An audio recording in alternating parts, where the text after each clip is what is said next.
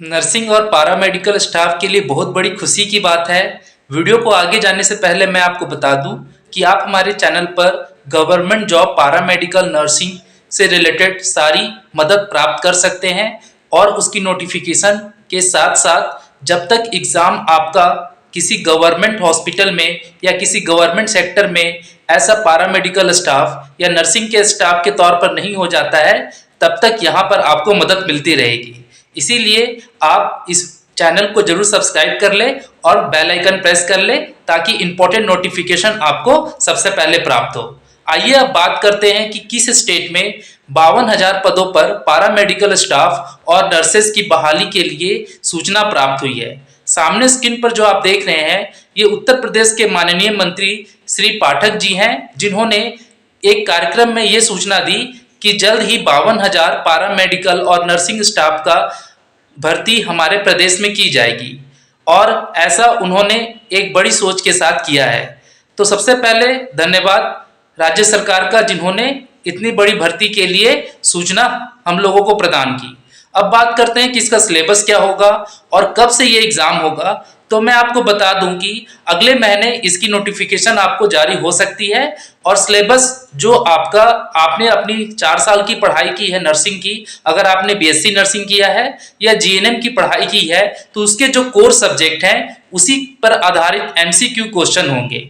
तो उनको आज इस वीडियो में आपको कुछ क्वेश्चंस प्राप्त होंगे, जैसे कि कुछ क्वेश्चन जो एमसीक्यू के हैं, जो फार्माकोलॉजी पेपर से आते हैं, जो बहुत ज़्यादा इंपॉर्टेंट है। और साथ ही साथ आपको रोज 3 क्वेश्चन मिलेंगे। ये 3 क्वेश्चन अगर आप सुबह, दोपहर और शाम कर लेते हैं तो आपका जो भी गवर्नमेंट का एग्जाम है वो बहुत ही अच्छी तरह से क्लियर हो जाएगा और आपको डरने की कोई बात नहीं। बस रोज 3 क्वेश्चन का प्रैक्टिस और उसका सप्ताह में एक बार रिवीजन टेस्ट के तौर पर करते रहिए। इसके अलावा अगर आपको आपकी तैयारी कैसे करनी है उससे संबंधित कोई सुझाव हो तो आप कमेंट बॉक्स में जरूर छोड़ दीजिएगा। मैं आपके सुझाव के आधार पर पूरा कोर्स को डिजाइन करूंगा और कोर्स को डिजाइन करने के साथ साथ आपकी जितनी भी जरूरत है उसके हिसाब से टेस्ट पेपर तैयार करूंगा, ताकि जल्द से जल्द आप किसी कंपटीशन एग्जाम को क्रैक करें और एग्जाम को अच्छे तरीके से दें और जल्द से जल्द एक सरकारी नौकरी प्राप्त कर अपना और अपने घर वालों का मान बढ़ाएं। इसके अलावा कोई क्वेश्चन हो तो आप जरूर पूछिएगा। Our next question is chloroquine is anti malarial drug जो कि संबंध रखता है, यानी कि नीचे दिए गए ऑप्शन से क्लोरोक्वीन किस क्लास से संबंध रखता है। तो इस क्वेश्चन का जवाब ढूंढने से पहले चलिए जानते हैं कि क्लोरोक्वीन क्या है, एंटी मलेरियल ड्रग क्या होती है। क्लोरोक्वीन लीवर में मेटाबोलाइज होने वाला ड्रग्स है जो कि लीवर में मेटाबोलाइज होकर के हमारे बॉडी में फैल जाता है। अब आपको जानना होगा कि जो मलेरिया के परजीवी होते हैं जिसे प्लाज्मोडियम फैलिकल्परम कहा जाता है, ये हमारे रेड ब्लड सेल में चले जाते हैं और वहाँ पर अपनी संख्या बढ़ाने लगते हैं और मलेरिया को फैलाने लगते हैं।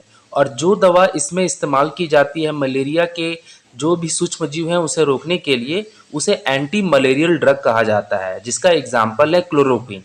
आइए अब बात करते हैं इसके आंसर्स की। मलेरिया की दवा बनाने के लिए सिनकोना बार्क का यूज़ किया जाता है। सिनकोना एक पेड़ का नाम है और बार्क उसकी छाल को बोलते हैं और उसमें क्विनोलिन नाम का एक केमिकल पाया जाता है या केमिकल पदार्थ पाया जाता है। तो ऑप्शन में हमें ए बी सी में क्विनोलाइन देखने को मिल रहा है, तो ये तीनों में से कोई एक होगा और सभी में एमिनो भी लिखा हुआ है। तो अब 4 एमिनो होगा, 3 एमिनो होगा कि 2 एमिनो होगा, इसके लिए इसके केमिकल स्ट्रक्चर में चलते हैं। तो इस स्ट्रक्चर में आप देख रहे हैं NH2। NH2 जो है यहाँ मॉलिक्यूल्स है और इसके नंबरिंग क्या होगी उससे आंसर प्राप्त हो जाएगा। तो ऑर्थो पोजीशन यानी कि टॉप में देखिए 1 2 3 4 यानी 4 हो रहा है। So here option A is the right answer, 4 amino quinoline is the right answer. Our next question is penicillin on hydrolysis with alkali give, यानी कि पेनिसिलिन को जब हाइड्रोलाइसिस किया जाता है अल्कलीस के साथ तो क्या देता है। तो हमें यहाँ पे ये समझना होगा कि पेनिसिलिन क्या है, हाइड्रोलाइसिस क्या होती है और अल्कली क्या होते हैं। तो सबसे पहले जानते हैं कि पेनिसिलिन क्या होती है। पेनिसिलिन एक एंटीबायोटिक है जो लीवर में मेटाबोलाइज होती है। मेटाबोलाइज का मतलब होता है कि ये शरीर में किस अंग में जा कर के टूट जाता है, यानी इसे लीवर तोड़ देता है और जहाँ जहाँ भेजना है इसे काम करने के लिए वहाँ भेजता है। Penicillin skin infection, dental infection, ear infection, यहाँ तक कि नोज़ और थ्रोट और लंग के इन्फेक्शन, यूरिनरी ट्रैक्ट इन्फेक्शन को ठीक करता है। अब बात करते हैं कि हाइड्रोलिसिस क्या होती है। हाइड्रोलाइसिस एक ऐसी प्रक्रिया है जिसमें किसी भी सब्सटेंस को उसे केमिकल ब्रेकडाउन किया जाता है पानी की मदद से, यानी कि वाटर की मदद से सब्सटेंस को उसके केमिकल में तोड़ दिया जाता है। और अल्कलीस का मतलब होता है क्षार। तो क्वेश्चन में आते हैं कि जब पेनिसिलिन को अल्कलीस नेचर में हाइड्रोलिसिस किया जाता है तो ये पेलिनियनिक एसिड में टूट जाता है। साथ ही साथ आपको यहाँ ये भी जानना है कि ये एक बायोकैटलिस्ट है और हाइड्रोलिसिस का जो रिएक्शन होता है वो बफर स्टेज में होता है जिसका पीएच वैल्यू 7.5 से लेके 8 के बीच होता है। सो यहाँ पर ऑप्शन ए सही हो रहा है। Penicillic acid is the right answer. Option A is the correct. Our next question is एमिट्रैप्टाइलिन के लिए स्टार्टिंग मटेरियल इनमें से क्या है। तो सबसे पहले हमें यह समझना होगा कि एमिट्रैप्टाइलिन है क्या और इसका इस्तेमाल क्यों किया जाता है। एमिट्रैप्टाइलिन मेंटल प्रॉब्लम के लिए इस्तेमाल किया जाता है, खासकर डिप्रेशन के लिए। ये दवा डॉक्टर की सलाह पे ही लेनी चाहिए मरीज को, यानी बिना प्रिस्क्रिप्शन के ये दवा नहीं लेनी चाहिए। ये मूड की फीलिंग को इम्प्रूव करता है, एंजाइटी को दूर करता है, टेंशन को भगाता है। ये सॉलिड डोजेस फॉर्म में भी आता है, यानी टैबलेट के रूप में आता है, साथ ही साथ लिक्विड डोजेस फॉर्म में भी ये आता है। और इसका इस्तेमाल कुछ पेन को रिलीव करने के लिए किया जाता है और माइग्रेन से बचने के लिए भी इसका इस्तेमाल किया जाता है। अब बात करते हैं इसके आंसर की। तो एमिट्रैप्टाइलिन के लिए जो स्टार्टिंग मटेरियल है, यानी कि जिस मटेरियल का इस्तेमाल इसको शुरुआत में बनाने के लिए किया जाता है, वो है फैथैलिक एंड्रीहाइड। यानी कि फैथैलिक एंड्रीहाइड वो मटेरियल है जो शुरुआती स्टेज में एमिट्रैप्टाइलिन को बनाने के लिए किया जाता है। So here option A is the right answer, phthalic anhydride. Our next question is what is mannitol, यानी मानिटॉल क्या है इनमें से। क्या ये लूप डायरेटिक है, क्या ये ऑस्मेटिक डायरेटिक है, क्या ये पोटेशियम स्पेरिंग डायरेटिक है, या कार्बोनिक एड्रिस डायरेटिक है। तो सबसे पहले हमें ये समझना चाहिए कि मानिटॉल का मतलब क्या है और इसका इस्तेमाल क्यों किया जाता है। तो मैनिटॉल डायरेटिक है। अब डायरेटिक तो ऑप्शन सभी में है, तो सबसे पहले हम ये समझ लेते हैं कि डायरेटिक क्या होती है। तो ये डायरेटिक का मतलब होता है जो ज़्यादा यूरिन बनाए, यानी ज़्यादा पेशाब बनाए, जिससे कि शरीर में सॉल्ट जो है वो निकल जाए, ज़्यादा पानी है तो वो निकल जाए। इसके अलावा अगर हार्ट में स्वेलिंग हो जाती है, यानी सूजन हो जाती है, तो मैनिटॉल ठीक करता है। किडनी में सूजन हो जाए, लीवर में सूजन हो जाए, तो मैनिटॉल ठीक करता है। इसके अलावा हमारे ब्रेन में या आंख के आसपास अगर सूजन हो जाए तो ये मैनिटॉल ठीक करता है। अब जानते हैं कि आखिर ये किस तरह का डायरेटिक है। तो जब आप इसके डीप में जाओगे, यानी कि जब बुक्स को आप सर्च करोगे, तो आपको पता चलेगा कि ऑस्मेटिक प्रेशर को ये इंक्रीज करता है, जिसके चलते पानी जो हमारे शरीर में है वो बाहर आ जाती है।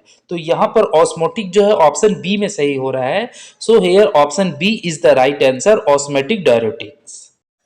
फेनाइल कैटोनूरिया एक जन्मजात बीमारी है जो नीचे दिए गए किस ऑप्शन से संबंध रखता है।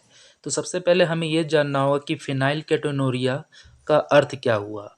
एक्चुअली में जब बच्चे का जन्म होता है तो कुछ बच्चों में ये बीमारी हो जाती है, जिसे शॉर्टकट में हम लोग PKU बोलते हैं, और ये जिंदगी भर बच्चों के साथ रहती है। जैसा कि हम जानते हैं कि मानव शरीर में अंतःस्रावी ग्रंथियां यानी इंडोक्राइन ग्लैंड होती हैं जो कि एमिनो एसिड के ब्रेक डाउन में मदद करती हैं। और जिन बच्चों को PKU बीमारी हो जाती है उनके बॉडी में जो इंडोक्राइन ग्लैंड है उसमें से एमिनो एसिड का ब्रेकडाउन नहीं हो पाता है, और जिसके चलते ब्रेन में डिसऑर्डर और डेवलपमेंट का धीरे होना, मेंटल रिटार्डेशन और मूवमेंट डिसऑर्डर और हाइपर एक्टिविटी जैसी गंभीर लक्षण बच्चों में देखने लगते हैं, और वे इसे ठीक भी नहीं कर पाते हैं जैसे जैसे इनका विकास होता है। तो इसीलिए इन चारों ऑप्शन में हमें ये देखना है कि इंडोक्राइन ग्लैंड का कमी या एट्रोपी, जिसे भी हम इंग्लिश में कहें, वो कहाँ पर है। तो वो हमें ऑप्शन सी में प्राप्त हो रहा है। So here option C is the right answer for phenylketonuria की बीमारी से संबंधित है।